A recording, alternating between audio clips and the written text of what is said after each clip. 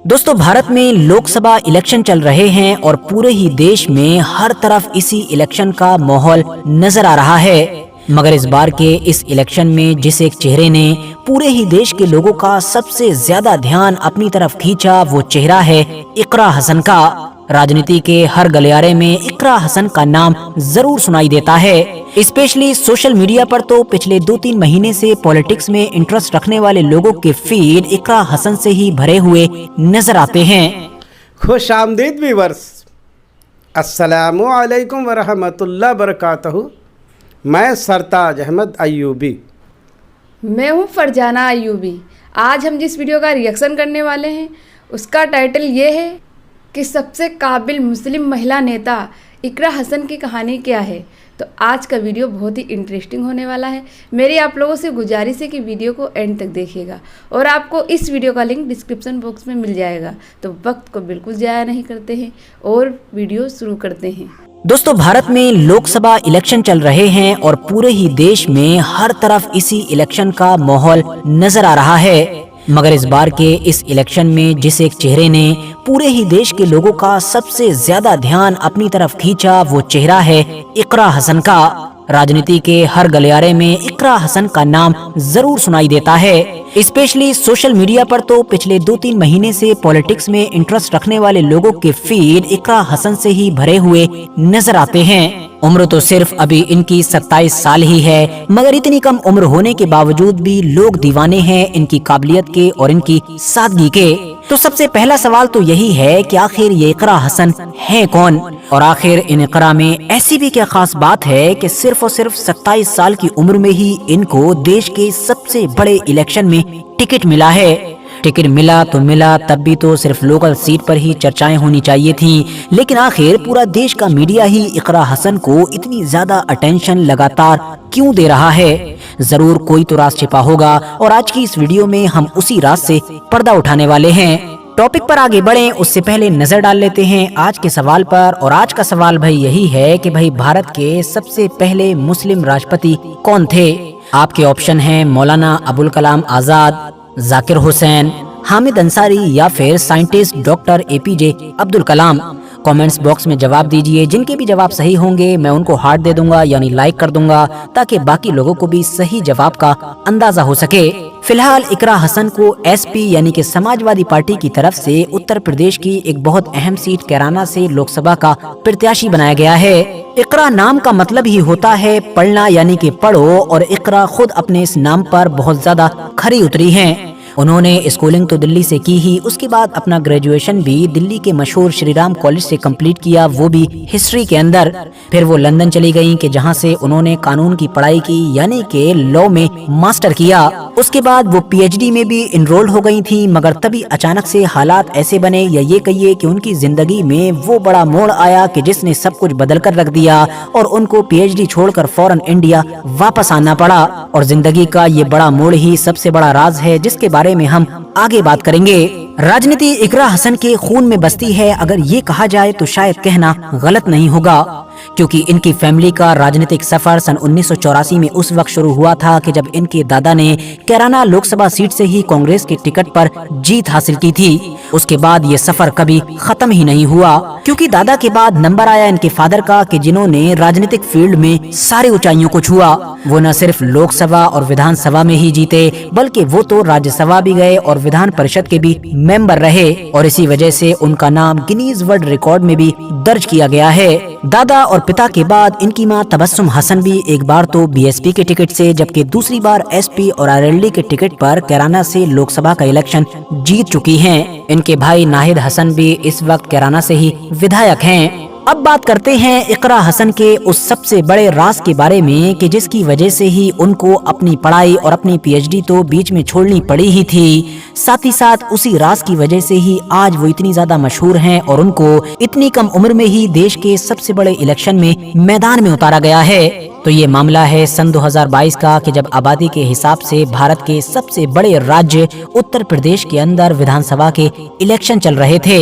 इस चुनाव में विपक्ष की तरफ से बीजेपी के खिलाफ कैराना की इस खास सीट पर उन्हीं नाहिद हसन को उतारा गया था जो इकरा हसन के सगे भाई हैं। दूसरी तरफ इकरा हसन उस दौर में न सिर्फ राजनीति से ही बल्कि अपने देश से भी हजारों किलोमीटर दूर लंदन में मौजूद थीं और अपनी पढ़ाई कर रही थीं। मगर तभी हुआ ये कि उस इलेक्शन में बीजेपी की तरफ से कैराना में हिंदू मुसलमानों से जुड़ा हुआ एक बड़ा मुद्दा उठाया गया और ये दावा किया गया कि कैराना का इलाका जो अपनी ज्यादा मुस्लिम पॉपुलेशन को लेकर जाना जाता है, वहाँ पर लगभग 300 के करीब हिंदू फैमिलीज को पलायन करना पड़ा। मुसलमानों से परेशान होकर या मुसलमानों की धमकियों की वजह से उनको अपना घर बार छोड़कर दूसरी जगहों पर शिफ्ट होना पड़ा। हैरानी की बात तो ये है कि बीजेपी ने हिंदू पलायन से जुड़ा हुआ ये मामला अब कैराना तक ही सीमित नहीं रखा, बल्कि इस मुद्दे पर ही पूरे यूपी के इलेक्शन को लड़ने का फैसला किया। पूरे देश के मीडिया ने इस पर डिबेट वगैरह करना शुरू की। बीजेपी के बड़े बड़े नेता जैसा कि मुख्यमंत्री योगी आदित्यनाथ, होम मिनिस्टर अमित शाह और खुद प्रधानमंत्री नरेंद्र मोदी जैसे लोगों ने मोर्चा संभाला। न सिर्फ अपने भाषणों में हर जगह इसका जिक्र किया बल्कि डोर टू डोर जाकर कैंपेन भी किया। नाहिद हसन के जिनके ऊपर ऑलरेडी मुकदमे थे ही, उनको ऐसे हालात में अब जेल में भी डाल दिया गया। तो कुल मिलाकर अब कैराना सीट पर विपक्ष का पूरा खेल ही बिगड़ चुका था। मगर अब ऐसे बिगड़े हुए हालात देखकर ही लंदन में बैठी हुई इकरा हसन ने अपनी पढ़ाई बीच में छोड़कर ही इंडिया वापस आने का फैसला किया और जेल में बंद अपने भाई का पर्चा भरकर पूरे इलेक्शन की कमान ही अपने हाथों में ली। और यही वो वक्त था कि जब चंद दिनों के अंदर ही इकरा हसन पूरे देश की नजरों में आ चुकी थी।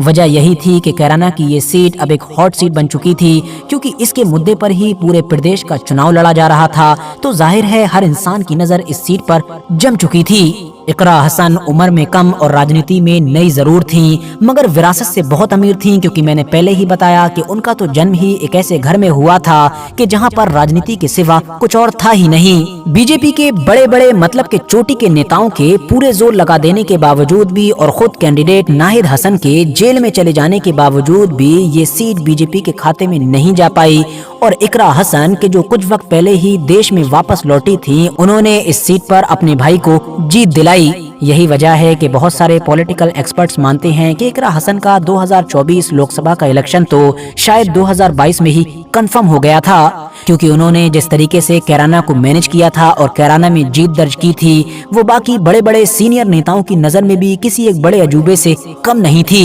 एक बड़े पॉलिटिकल फैमिली से बिलोंग करने के बावजूद भी इकरा हसन ने बहुत कम वक्त के अंदर ही अपनी एक डाउन टू अर्थ यानी कि जमीन से जुड़े हुए नेता की पहचान बनाई है, जो हमेशा बहुत सादगी के साथ आम लोगों के ही बीच रहती हैं। बाकी आज भी जब भी उनसे उस हिंदू पलायन के मुद्दे के बारे में पूछा जाता है, जिस पर 2022 का उनका पूरा इलेक्शन ही लड़ा गया था, तो उनका कहना है कि बीजेपी की तरफ से फैलाया गया ये सिर्फ और सिर्फ एक झूठ था, क्योंकि 300 नहीं बल्कि 2 से 3 फैमिली ही एक जगह से दूसरी जगह शिफ्ट हुई थी, और वो भी एक नेचुरल प्रोसेस के तहत, यानी कि जैसे दूसरे शहरों में भी बिजनेस वगैरह के लिए जब एक फैमिली एक जगह से दूसरी जगह शिफ्ट हो जाती है, वैसे ही यहाँ पर भी हुआ था। लेकिन बीजेपी ने इसको गलत तरीके से भुनाने की कोशिश की, लेकिन क्योंकि कैराना में रहने वाली आम पब्लिक हकीकत से वाकिफ है, इसीलिए उन्होंने ऑलरेडी इनको ठुकरा दिया है। और अब तो खुद बीजेपी भी इस मुद्दे को पूरी तरीके से भूल चुकी है, जिससे पता चलता है कि इस मुद्दे में कितना दम और कितनी सच्चाई थी। हमेशा रोजगार, शिक्षा और किसानों जैसे मुद्दों की बात करने वाली इकरा हसन का अपनी शिक्षा के बारे में भी यही कहना है कि भले ही हालात की वजह से मुझे पढ़ाई बीच में छोड़नी पड़ी है, लेकिन एक न एक दिन मैं अपनी पीएचडी जरूर कंप्लीट करूंगी। आज की इस वीडियो में इकरा हसन के बारे में जो बताया गया है, उनको राजनीति जो है विरासत में मिली है। उनके दादा अख्तर हुसैन 1984 में लोकसभा कैराना से सांसद चुने गए। इसके बाद में उनके वालिदे मोहतरम जो है मुनव्वर हसन जो है चुने गए, और इसके बाद उनकी जो है वालिदा मोहतरमा जो है तबस्सुम जो है 2 मरतबा सांसद चुनी गई।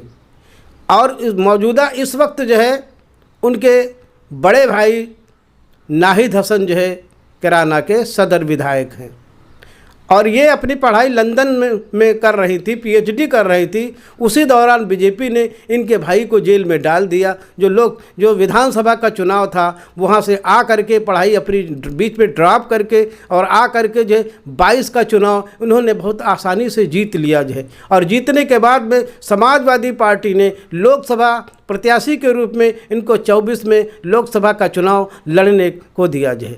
और इस वक्त जो है पूरे हिंदुस्तान की नज़रें कराना पर लगी हुई हैं और वो इन लोगों से इस तरीके से सादगी से मिलती हैं, किसी का मरण धरण शादी ब्याह हो, इकरा हसन एक ज़मीनी तरीके से नेता के रूप में उभरी हुए हैं। इसीलिए आज उनकी पूरे देश में चर्चा हो रही है। ये थी इकरा हसन की ओरिजिनल कहानी। आई होप आपको ये वीडियो अच्छी लगी हो। वीडियो को लाइक करें, शेयर करें, कमेंट करें। अगर आप हमारे चैनल पर नए हैं तो हमारे चैनल को ज़रूर सब्सक्राइब करें। तब तक के लिए अल्लाह हाफिज़।